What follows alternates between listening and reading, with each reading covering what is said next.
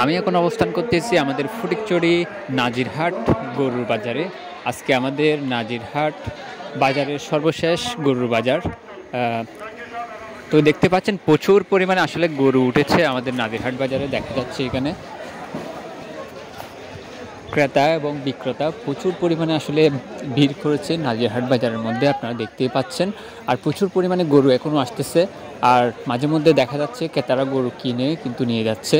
আর ভিড়ও প্রচুর পরিমাণে ভিড়, পুরো বাজার কিন্তু যানজট হয়ে আছে এই গরুর বাজারের জন্য, আপনারা দেখতেই পাচ্ছেন। এটাই হচ্ছে আমাদের নাজিরহাট বাজারের শেষ গরুর বাজার। আগামী বৃহস্পতিবার আমাদের ফটিকছড়ি বিবির হাটের গরুর বাজার রয়েছে। তো সেই ক্ষেত্রে নাজিরহাটের শেষ বাজার উপলক্ষে কিন্তু প্রচুর জমজমাট, আর ক্রেতা এবং বিক্রেতা আর দর্শনার্থীরা তো আছেই, দেখতে পাচ্ছেন আপনারা সবাই।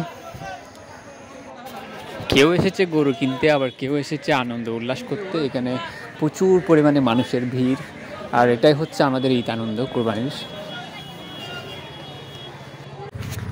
একদম মেডিকেল রাস্তার মাথা থেকে শুরু করে যে ব্রিজটা আছে, ব্রিজের এখান থেকে শুরু করে গরুর বাজার একদম জমজমাটভাবেই পুরো বাজারটা ঘিরে রয়েছে, দেখতে পাচ্ছেন। ক্রেতার দেখা মিলছে কিছুক্ষণ পরপর, ক্রেতাদের দেখা মিলছে।